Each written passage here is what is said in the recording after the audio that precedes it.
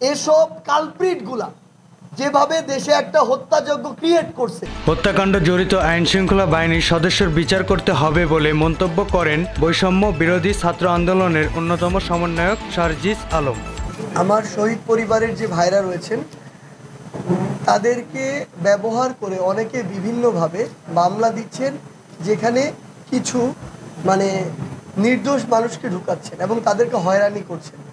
কেউ কেউ এই মামলায় নাম দেয়া, নাম কাটা নিয়ে এক প্রকার টাকার ব্যবসা করছেন।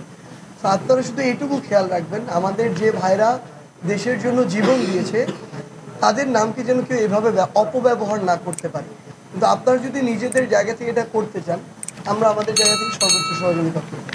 সরাসরি এই হত্যাকাণ্ডের সাথে জড়িত ছিল এবং যাদের বিরুদ্ধে এভিডেন্সগুলো আছে তাদের বিরুদ্ধে আইনগতভাবে তদন্তের মাধ্যমে, মামলার মাধ্যমে হোক, যে কোনো মাধ্যমে, যেই প্রসেসের মাধ্যমে তাদের বিচার হওয়ার কথা সেই প্রসেসে অবশ্যই বিচার হইতে হবে।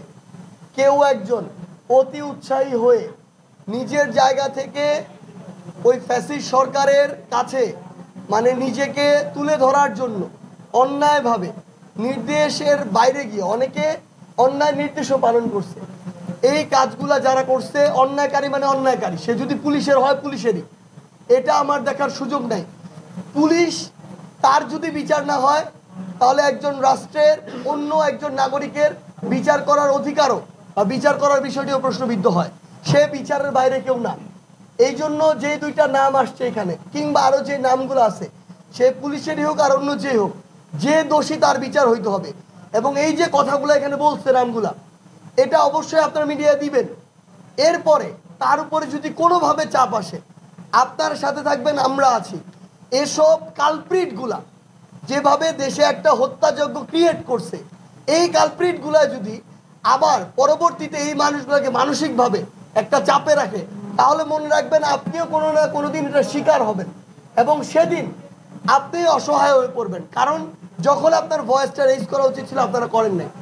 সেই জায়গা থেকে আমরা আমাদের জায়গা থেকে কথা দিচ্ছি, বৈষম্য বিরোধী ছাত্র আন্দোলন এই জায়গায় শতভাগ একমত যে এই সকল কালপ্রিটদের বিচার হইতে হবে এবং পরবর্তীতে তারা যদি কোনোভাবে, হুমকি তো দূরের কথা, বিন্দুমাত্র কোনো সাইড দিয়ে আমাদের এই ভাইদের কিংবা বোনদের কোনো কিছু বলারও স্পর্ধা দেখায়, আমরা ঐক্যবদ্ধভাবে তাদের বিরুদ্ধে যা ব্যবস্থা নেয় আমরা সেই ব্যবস্থা নিই।